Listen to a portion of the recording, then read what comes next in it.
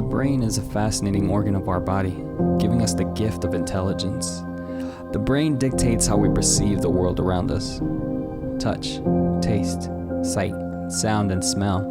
It enables us with emotion, gives us the ability to recognize the faces of our loved ones, make decisions to complex situations. We're able to dream, imagine, and create. The brain indeed is the most incredible thing in this universe.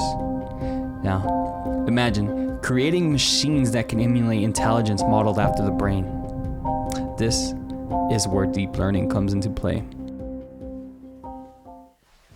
What's up, everybody? My name's Jose, and today we will be writing the hello world of deep learning, recognizing handwritten digits.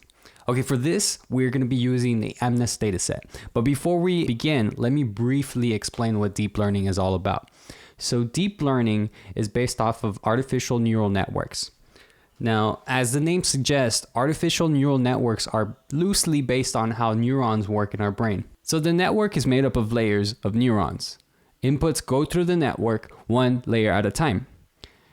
Each neuron of each layer does some kind of processing to extract some information about the input. Then its output is then fed into the next layer through each of the neurons. This goes on through the whole entire network until at the end it spits out some kind of prediction or classification. In this instance, the classification is what number we fed into the network. So the dataset that we're going to be using is the MNIST dataset. And it's a pretty hello world dataset for any kind of machine learning model. Now this dataset contains 60,000 samples.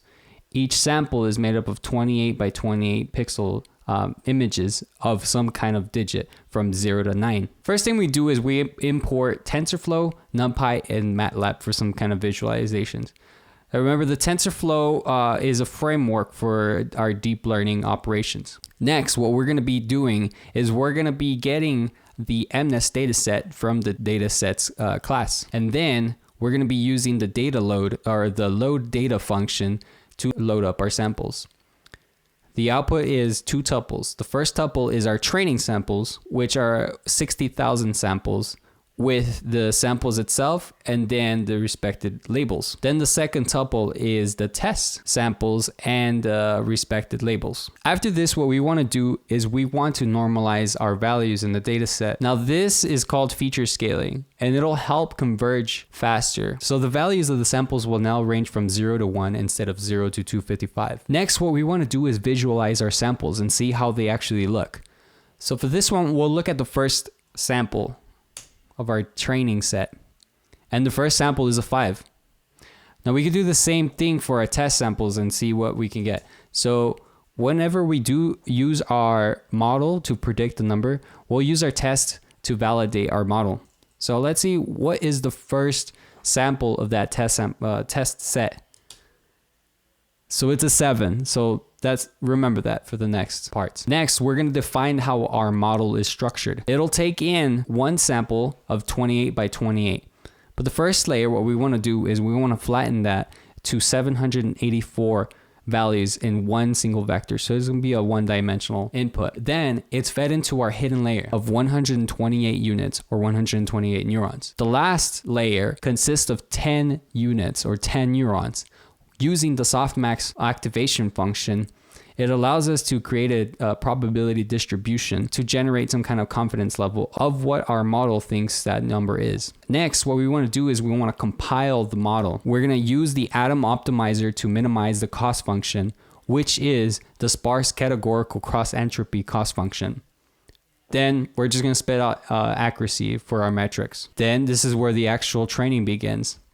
So we're going to feed in our training samples with the respected training labels, and we're going to do about 10 epochs.